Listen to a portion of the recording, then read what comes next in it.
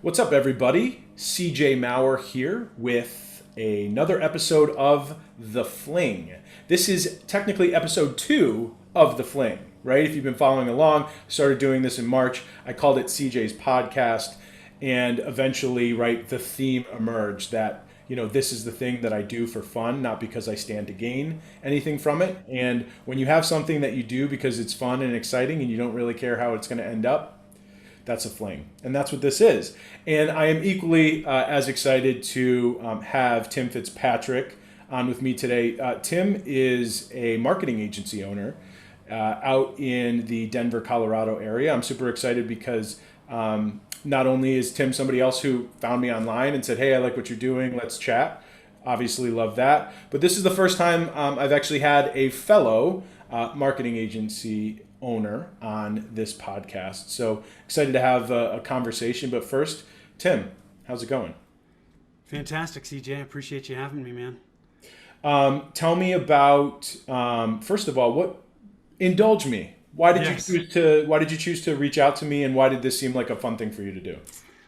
You know what? I love, since the pandemic started, I've been doing a lot of guest podcast spots, just getting out there, talking to people. Prior to the pandemic, I was doing a lot of in-person speaking, and obviously that's not working out so well. So we had to shift and pivot. And so one of the ways that we're doing that is just getting out, meeting people through guest podcast spots. And it's fun, man. It's one of my favorite parts of the week. I just love sitting down and having conversations with other people. Yeah, it's me too. I mean, that's really why I'm doing this. I mean, I've noticed that, I always say that, like, I don't stand to gain anything from it, or at least that's not why I'm doing it. And that is true. I am literally doing this because it's fun. But I have to acknowledge that, I have these podcasts, right? And in doing so, I meet new people. Yes. And, I take this content and I share it with people. I share it on social media. So it's proving to be a fun way for me to engage, right? People I know, friends, partners, clients, prospects. So it truly does have some, business benefits to it. But I think more so just because I'm not doing it for that sole purpose, that it's actually, bearing Right. that way. Yeah. I think a lot of people overlook the relationship building benefits of podcasting and or guest podcasting, but it's huge. It is. It is. And it doesn't have to be a big thing, right? Like, everybody looks at all of the famous podcasts, and I wrote a blog post about this a while ago. I'm trying to think what I called it. Oh, it was called Please Excuse My Suckiness. And the story was, a long time ago, I used to be a springboard diver. And the reason why I got into that is because I had a neighbor who was older than me who had a trampoline. And he taught me how to do flips on that. And I remember when he was first teaching me how to do it, he was probably 4 or 5 years older than me. So I'm like 7 or 8 years old. And he would do these things and he would try to teach me. And because I looked up to him, I was like, I remember feeling embarrassed that I would try it and not look as good, right? But the point is that, like, if you're going to do anything, you're going to suck at first, right? Yes. And it is... you have to endure through that to get on the other side. And I think a lot of people are fearful of the period of inexperience, what I call suckiness, whatever you want to call it, right? The growing period, it can be uncomfortable for people to accept that, the growing period has to be public, right? Right. So I think sometimes people might be more hesitant, but we're also realizing that at the end of the day, we're all just people. We're all trying to make sense of the world. We're all trying to do our best, and we want to belong, and we want to connect, and we're social creatures. And so it's been cool to see the explosion, I don't know if it's the right term, of this medium, but it's one that I've followed for a while, and I'm excited to be participating in now. Yeah, it's funny you talk about that, because if you go back to the first 25, 50 episodes of some of your favorite podcasts that are big podcasts, you'll listen to them and you'll go, "Oh my God, this is awful." Yeah, what is this? And most of those podcast hosts will say the same thing, because we all suck in the beginning. We got to get used to it. But I think what's helped me is getting to a point where I just don't care. Yeah. If I don't care what other people think of me, because, look, I'm not all things to all people. That's okay. But the people that I do resonate with, great. I can help those people. The people that I don't, okay, there's going to be somebody else that's going to be able to help them. But Right. if I can get to a place where I don't care what other people think, then it's not so daunting or overwhelming to start doing some of these things when you have to put yourself out there. Yeah. Yeah. It's, I definitely have an interesting relationship with my reputation and how people perceive me. Because on one hand, I really do want to be, accepted and appreciated and loved by other people. I've noticed Yeah. that in myself. But I've also noticed, and maybe this grows over time, like the older I get, the less I do care too. And I think that's healthy. I think you don't want to go around with reckless abandon and be completely Yes. careless to, how other people perceive you. You shouldn't not care at all, but it is also very healthy to kind of just not really care, do your best, and let the cards fall as they may. So I'm Yeah, glad don't I just don't mistake me saying that for Oh, I thinking that didn't. you should be callous, right? Oh, You yeah, no, I certainly didn't. shouldn't be callous, but it's just what other people think of you is not it's not important. To me it's always I say this to my kids all the time. It's like whose opinion of yourself is most important? And they always say back to me, it's my own. Good. It How old is. are your kids? 10 and 9. Ooh, nice. Yeah. I Yeah, got but I got a 4.5, a 2.5, and a 6 week old. oh man. Wow. Yeah, you got your Yeah, hands full right now then, huh? yeah, little Yeah, bad for the are you sleeping eyes. yet? Yeah, it's been a rough go. Been a rough go, but it's great. I wouldn't trade it for anything. Yeah. My wife and I are incredibly fortunate. We're incredibly fortunate. So, Yeah, that's awesome. They so change tell your me life, that's for about sure. tell me about your background. You own a marketing agency called Rialto Marketing in Denver, Colorado. You didn't always do that. How No. did you get there? It was like most entrepreneurial journeys. It was not a straight road. It was kind of a winding path. But when I graduated from college, is when I started my entrepreneurial journey. I was not one of those people that you know opened a lemonade stand and turned that into all these other things. When I graduated from college, I had no idea what I wanted to do. I was a math major. Figured I'd major in math because Where'd you you go to know college? I went to UC Berkeley in Northern California. Cool. And I was surrounded by a lot of really smart people that Is that where you're fortunate. from? Are you from California? Yeah, I'm from the Bay Area originally, Okay. so I grew up in the East Bay in Northern California, about 35-40 minutes from San Francisco. And so when I graduated, I ended up getting involved in a wholesale distribution company. It was a company that my father was a partner in. It was related to another business that he had, and they had no full-time employees at that point, but I knew he needed help. And so I said to him, I was like, look, let me help you out for the summer. I have no idea what I want to do. Let me help you out. I'll interview for other jobs and move on to whatever I'm going to do. And so I did that. I helped him for 3 months, and after 3 months, I was hooked, man. I was sucked into it. On It like the was aspects of like running a business and running the entrepreneurship. business, just the customers that we were dealing with. We were selling consumer electronics, so we were selling home theater equipment to contractors. And like I said, I was the first full-time employee. I was doing everything. I was doing accounts receivable, collections, accounts payable, shipping, taking orders, selling. I mean, everything. And I loved it. And so, as we continued to grow, my dad had his other business. We had some other partners in the business. From a strategic standpoint, but I was managing the company on a day-to-day basis. And we grew about 60% a year for over 10 years. So Wow. there were times where I felt like I was trying to catch up. Anybody that's had a company that grows that fast, it is so hard to predict where things are going. Oftentimes you have to do your best to be able to adapt. And accept change, because change is always happening. And so I learned more doing that in 6 months than I did in 4 years of college. So what'd you do after that? 6 months, then where'd you go? Well, so I just stayed on, right? I Oh, stayed on got with it, that got it, company yeah. for 10 years. We sold it, and then I worked for the company that bought us for another 3 years. We actually got bought by a public company, and fortunately, I was insulated from a lot of the public company aspects of it for the 3 years that I worked for them. because it was so much different and What was not it something like? I What enjoyed. was it like going from basically running a business for 10 years, and then after you sold it, you had to become an employee? Yeah, Was yeah, that that a was difficult different. transition? It wasn't as rough of a transition as I think it is for some because I was insulated from a lot of that. So when we got bought, we were partners with other distribution companies across the country.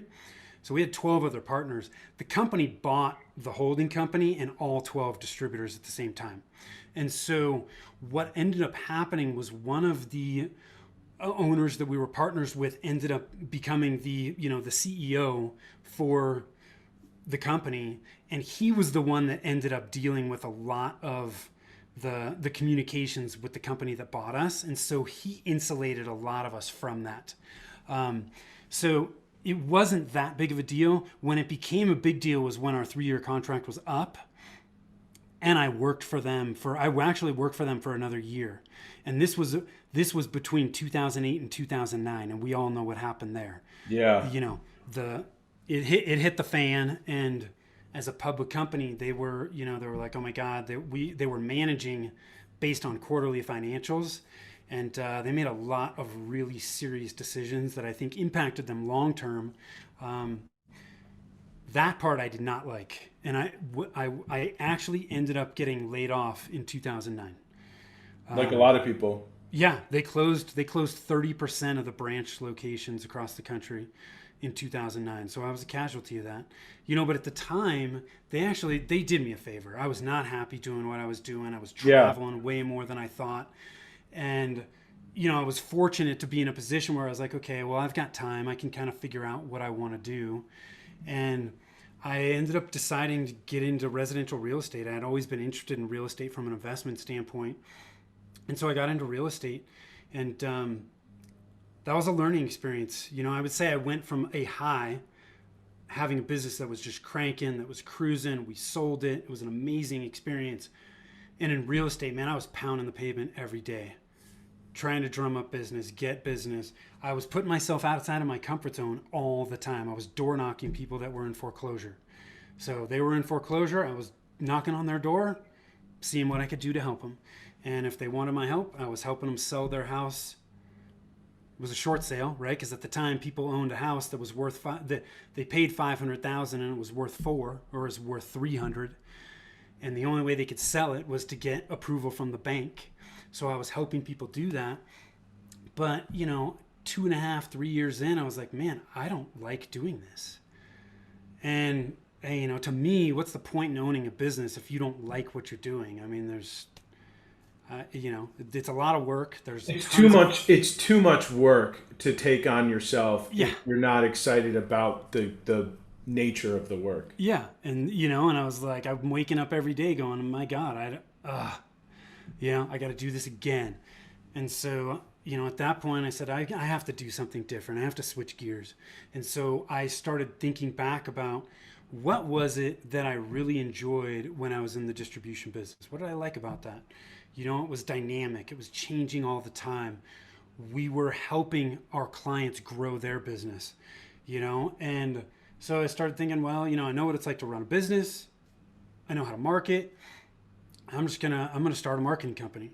And so, that's what I did. I started a marketing company, and that's what I'm doing today. We work with service businesses and help them kind of eliminate that information overload that so Now, many how long people have are you been in stuck with. business now? I started it it was 2013 timeframe. Oh, okay. So, it's been a while, but again, that's been meandering too. I mean, initially, we weren't selling all the products and services or all the services that we offer now. I originally started offering, we were selling mobile applications because mobile applications were really hot at the time. Hmm. And that market, I think, has changed a lot. And as that market started to shift, we said, look, we need to have a more comprehensive offering. Because being in the mobile application space, you are very dependent on the policies of Apple and Google, and that was not a place that I liked being. Yeah, So yeah, you're not in a lot of control there. no, and there's always things that are beyond your control, Sure. but I felt like they had too much control. Yeah. And I so mean, I it's made a it's true decision. probably in a lot of it. Like there's just so many businesses that, are born from the opportunity of another entity or organizational structure, Yep. but kind of grow around that very dependently and basically live their lives in response to that thing or that Yep. organization. So, Well, it's, CJ, we talk about this all the time in marketing. It's like, yes, all social, great. It's cool. You can drive a ton of leads from it. You can do paid ads. There's all kinds of ways in marketing you can generate business, but it is so important to drive people to channels that you own at some point because you don't control. Facebook could shut your account down. I mean, you must have you must have watched my video on my homepage, or maybe you didn't. But I didn't, but so it's like, there's a blog post I published recently called 4 reasons why traditional marketing is broken. And so traditional marketing, the old way, right? You would run radio or TV ads or billboard or print or whatever, right? And when you think about that structure, right, because the audiences of each platform are shrinking because they're becoming increasingly more fragmented, right? yeah, Just think about TV. A number of years ago, there was just a couple of channels. Now there's a zillion channels, and then there's Netflix and YouTube and like right. So as one yeah, example, so there's just way more options, right? The amount of options have outpaced the growth of people, so the audiences are shrinking. So basically, what it requires you to do is create content with a limited shelf life, right? Because it'll only run on that platform for a period of time or just for that platform. Create content with a limited shelf life to run on platforms you don't own or control, right? That are depreciating in value over time. yes, And oh, by the way, they're not costing any less. right, So, right. so it's broken, right? And it's Yeah. it's kind of like a poverty trap. So that's what the analogy is, the marketing poverty trap. So yeah, and I do talk about the alternative, growing your email list as an example is like incredibly valuable. I also kind of include social media audiences in there because although you don't technically own them, like you do control them a lot more than you would, let's say, the audience of a radio station that you're renting for 30 seconds at a time, right? Yeah. You have very significantly less control over that audience than you do, who follows you on LinkedIn or Twitter or whatever else. So Yeah, I totally agree. I mean, to me, it all comes back to your email list. I think you wanna try and get people that are following you and engaging with you on channels you don't own over to your email list as quickly as you can. preach, yeah, without a doubt. Without a doubt. So it's because And you don't have to pay somebody every time you want to market to them. Now, a lot of people abuse that privilege, though, right? Because how many times have you given a company your email address and you get like 7 emails a day, and you're like, just go away. Right? yes, So it's a fine line between it is. leveraging the permission that they grant you and the marketing opportunity within that, and abusing the privilege. Because at the end of the day, it's a privilege, right, to have that contact information. Yeah, totally agree. So, so when did you move to Denver? In 2008. So when my contract was up on the distribution side, I ended up moving with the company because the company had multiple locations in Denver. And so I moved to Denver, and that's, it was a good time. I loved growing up in the Bay Area, but I lived there all my life, and I was like, it's time for a change. And Try something new. yeah, so my People wife like and I Denver. decided Denver was the place to be. People like Denver. I've never been to Denver or the Bay Area. I've been to San Diego and LA, so I've been on a couple of occasions. So I've spent time in Southern California. Outside of that, I've never been west of Texas. Oh, wow. So, Okay. I'm a Northeast guy through and through. I grew up in Connecticut, an hour from New York City. Okay. And now I moved like 400 miles west. I live in Buffalo, New York. So, Okay. Tons of time in the Northeast. All my family's from like New York, New Jersey, Connecticut. But like I said, very little time out west. But everybody I know that has visited there or moved there absolutely loves it, especially Colorado. I hear a lot of people say great things about Colorado. It's grown a lot in the 12 years that we've been here. It's there's a lot of people that want to live here. Yeah, for sure. And then emerging tech industry Yeah. too. Yeah, there's a lot of tech stuff going on in Denver, and in Boulder and just outside of Boulder. So yeah, there's a lot How of far things is going Denver from Boulder? It's about with traffic, probably 20 minutes ish. Oh, really? Yeah, I didn't, that's without traffic. With got it. traffic, who knows? But I didn't know. I I'm didn't actually realize it was about that close. I always thought it was within an hour or two, but I didn't realize it was that close. yeah, no, it's pretty close. I mean, it's just northwest of Denver. Cool. And then I'm actually about 35 minutes south of Denver. Okay. Is where I'm at. Cool. Yeah. And But it's you like not it as there? cold as most people think. Now, Buffalo, that's a different story.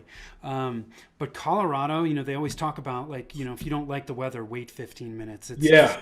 Yeah. So that's what I was going to say. Like, it's weird because there are plenty of times where it's way colder in Colorado than Buffalo for like a day, right? Like Yes. what I like most of what I've grown to realize is like most of the Northeast, and by Northeast I mean like I don't know, maybe even like DC and up or North Yeah. Carolina and up are on a relatively similar weather pattern, right? So like if it's 50 degrees in DC, it's 42 in New York City, it's 38 in Buffalo, like whatever I don't really know, right? Yeah. But they kind of ebb and flow relatively correlated. But in Denver, like I've noticed that because actually my brother-in-law used to live down there, and when I always put the weather on whatever city of all of my different extended Yeah. family members. I don't know why, I just like doing that. So I would notice like some days it'd be like 40 here and it's like 70 there, and then it's like 50 here and it's like 30 there. So it's just Yeah. like really weird fluctuation. But I am aware that it could be like really nice even in winter for a day or two at a time and stuff like that. Yeah. But yeah, we're definitely one of the colder. The biggest thing actually is snowier. While it definitely is cold, like we're not as cold as like the upper Midwest, Okay. Wisconsin, Michigan, Yeah. or maybe not, definitely like Wisconsin, Minnesota, like the Dakotas. It's way colder there, but I shouldn't say way cold, but like noticeably colder. For us, we definitely get more snow because we're right on Lake Erie. So the water evaporates, gets cold, and then moves over, and then Yeah. so Well, and so we because definitely of that, get snow. you have a lot more moisture in the air too, which in Colorado it is Dry. so dry. 32 degrees here is not nearly as cold as 32 degrees in Buffalo. Correct. A lot Correct. different. Correct. But like I said, we're kind of have like an Indian summer right now. It's Yeah. like 65 degrees today in early November, which is definitely above average. I don't know how much above average. I'm not like a weather expert, but for the Bills game on Sunday, it's supposed to be 70. So that's really nice for early November. So we'll take it. Yeah. We'll definitely take it. So yeah, so like tell me about why don't you talk a little bit about your agency now, and you talked a little bit about the importance of moving your audience to platforms you can own or control, like your email list, and the importance of that. Why don't you talk a little bit about your agency and what you guys do? Yeah, sure. Give somebody like a 2-minute rundown. Yeah, sure. I say we help service businesses, simplify marketing so they can grow with less stress. And the way we do that is helping them create and implement a plan to communicate the right message to the right people. And so what we really like to do first is focus on the marketing fundamentals that lay the foundation for what I believe is success in marketing. So many people want to get tactical with marketing. I need to be on TikTok, or I need to have a YouTube channel. But they don't think about the fundamentals first. And when that happens, those channels that they get involved in don't typically work like they should. And then they wonder, or they think, oh gosh, I did that, but it didn't work. And it's not that channel was the wrong channel. I think in most cases it may have been the right tactic, just at the wrong time. And so I think it's so important to think about things like, who's your target market? Who are you trying to reach? You have to understand those people. Yeah. You have to create great messaging that's going to resonate with those people and be clear. And then you have to have some type of plan. You know, I mean, so many businesses out there are just like throwing stuff up against a wall, hoping it sticks. Put a plan in place, because Yeah, there's so much. I find with marketing, there's information overload that people are battling. There's so much stuff out there, it is overwhelming.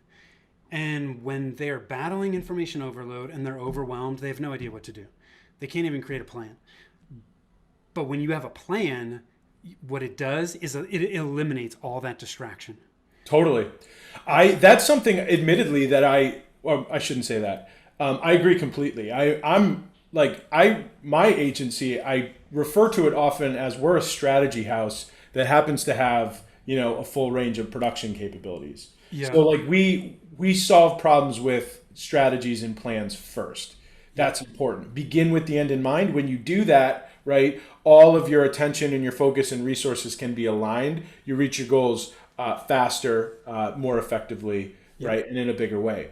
One of the things that I struggle with, and tell me if you struggle with this, trying to transition from strategy to execution, right? We love doing strategy. I also love executing stuff. I love seeing stuff come to light, producing content, or, running campaigns, any one of a number of things. That's really fun for me. And in the long run, the reason why I designed the strategy is really to enable that. But one of the things I struggle with is kind of gauging the temperature with clients and when to transition from the strategy to execution, because some clients will tolerate the process of designing the strategy as a means to an end, because they're very antsy to get to production. I've also been in other instances where I feel like the strategy and the plan is clear and it's laid out, right, and say, let's start executing, but had clients who are a little bit more hesitant and say, I want to figure this out more, I'm a little bit unclear here. And that's a problem, right? And it's a problem because you can always think of something that you don't know.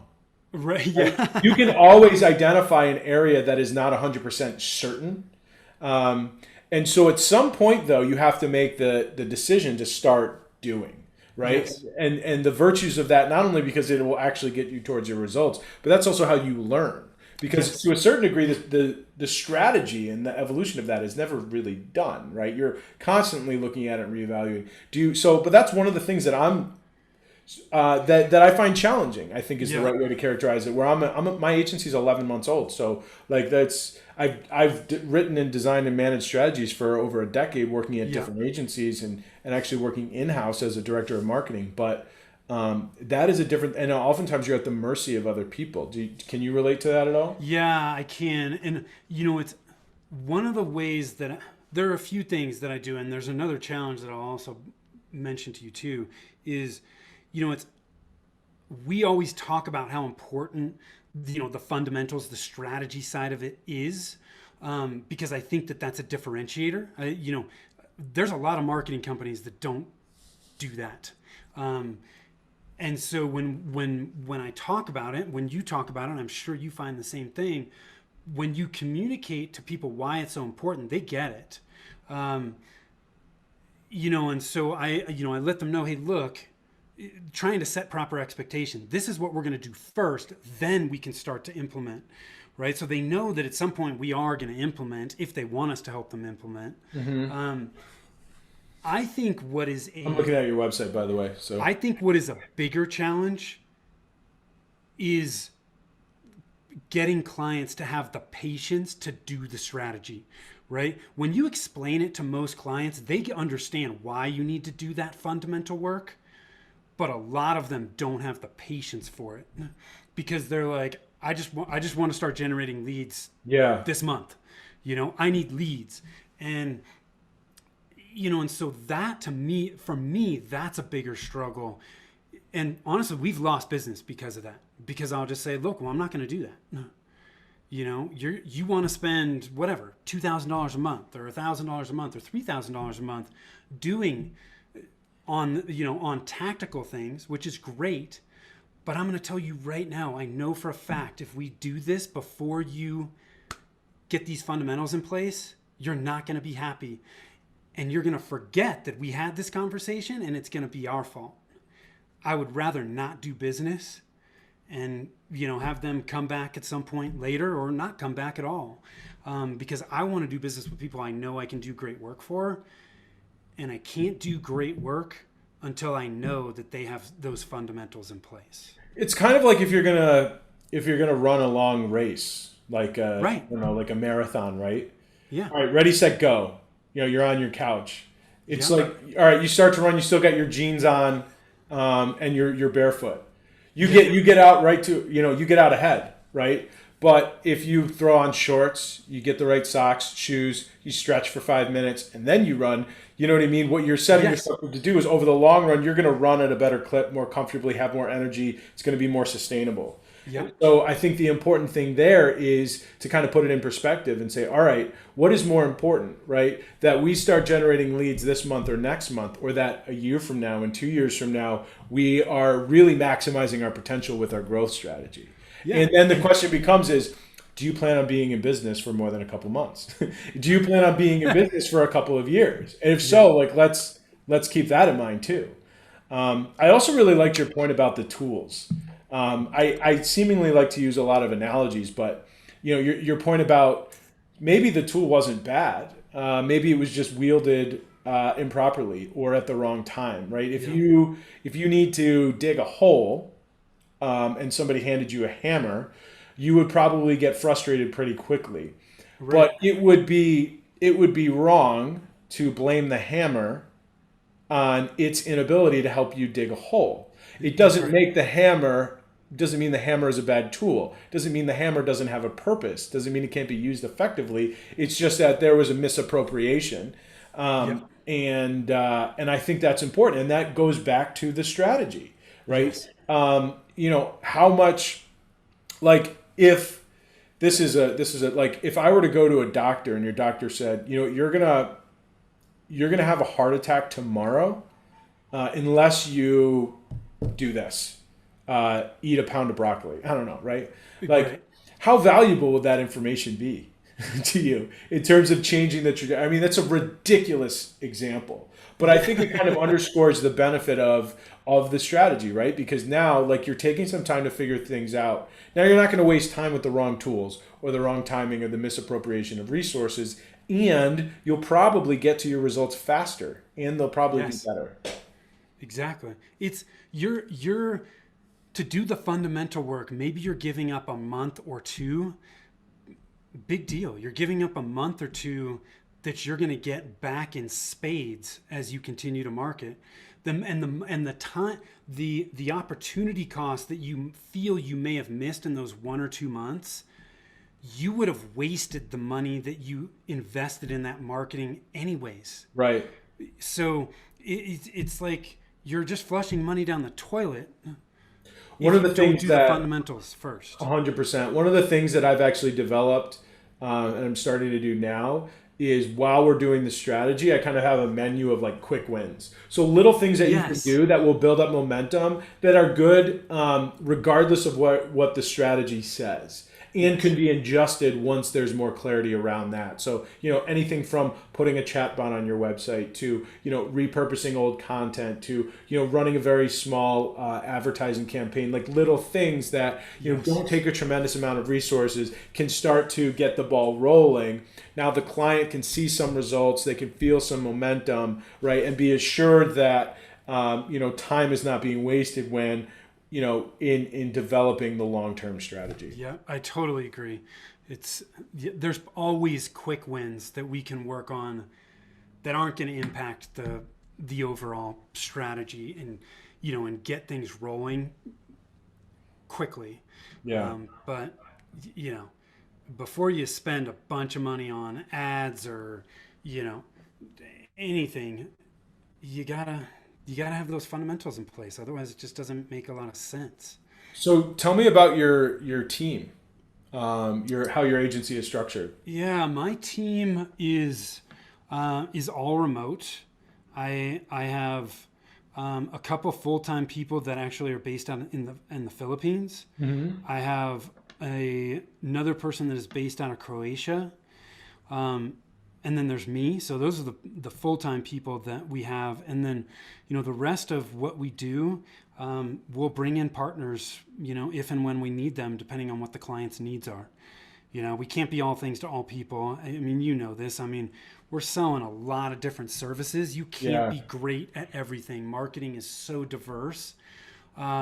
And what I feel our strengths are in that strategy portion, putting that in place, putting that plan together, and then managing for the client.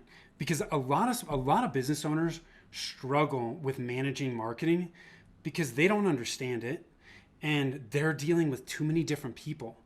Maybe they have a web guy and they've got somebody doing social media and they have somebody doing SEO.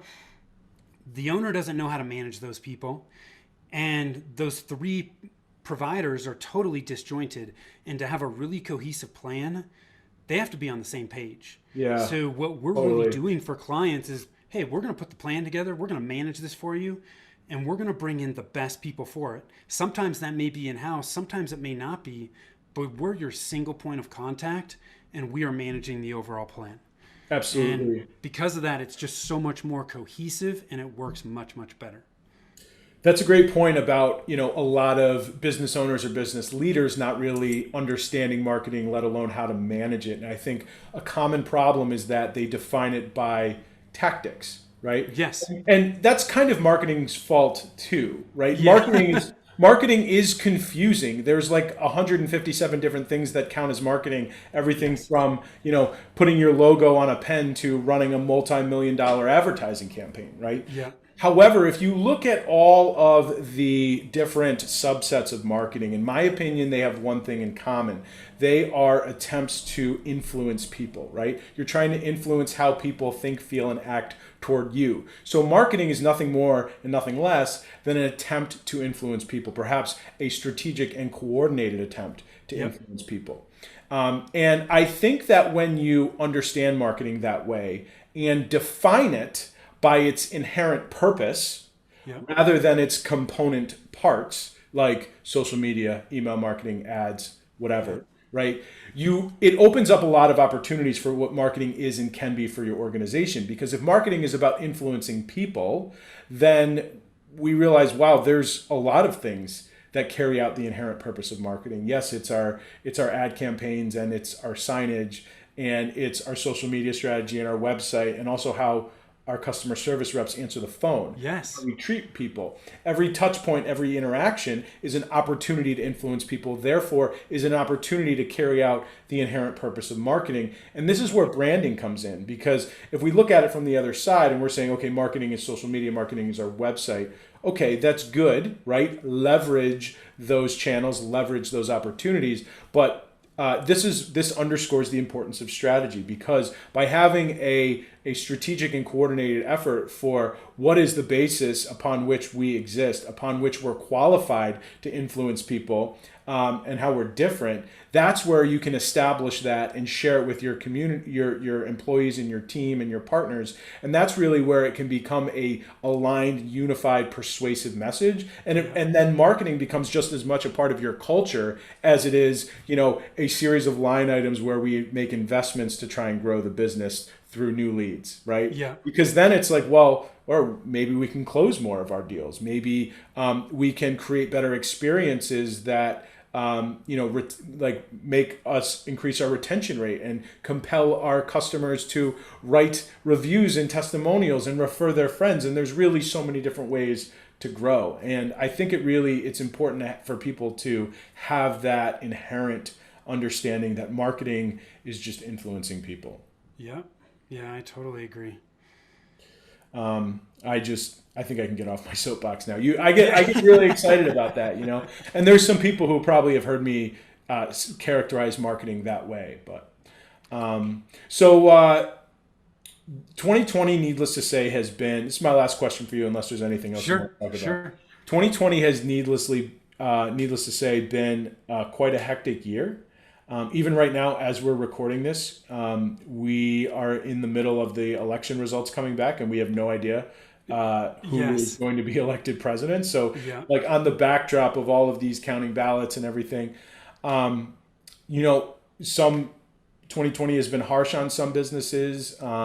It's been favorable for others, quite frankly, and for a lot of others, they haven't largely been influenced. And I guess I'm less interested in rehashing 2020 right now as I am in looking forward to 2021 and latching on to the future and latching on to potentially some optimism if there is any. So what as opposed to looking back on 2020, how are you looking ahead into 2021 and beyond? What is the future for Fitzpatrick and Rialto Marketing?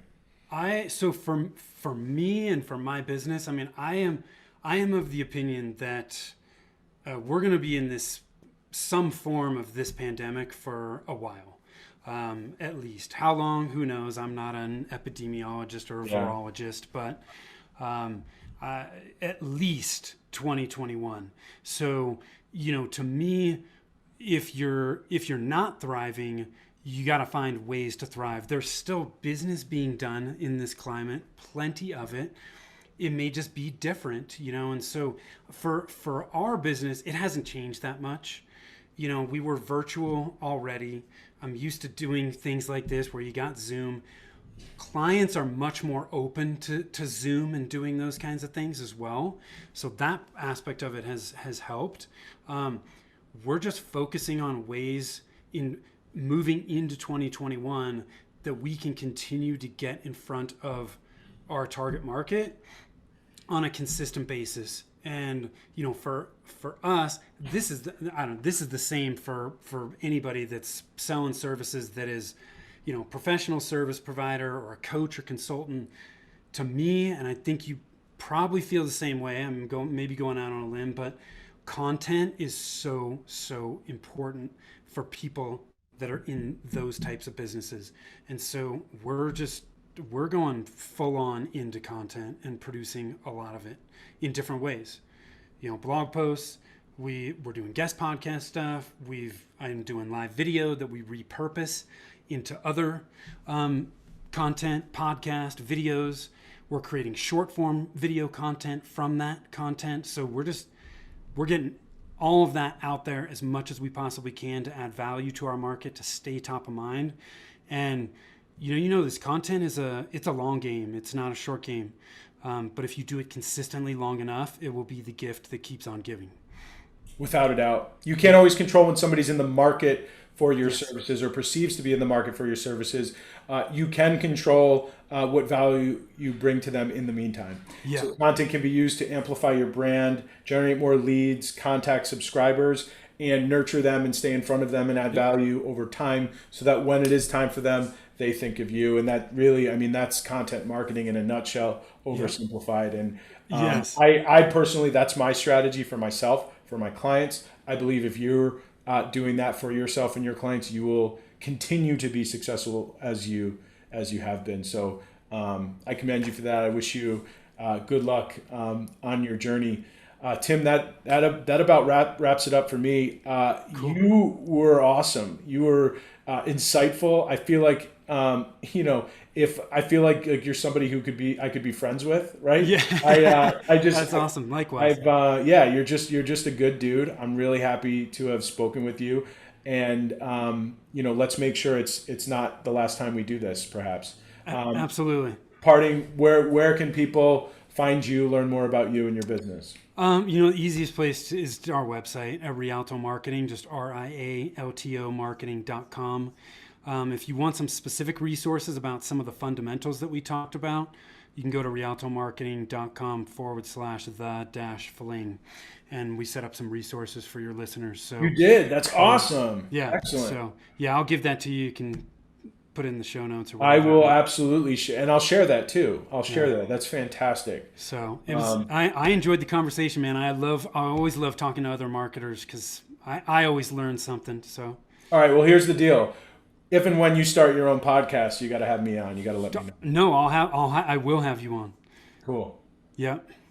All right, Tim, thanks so much, man.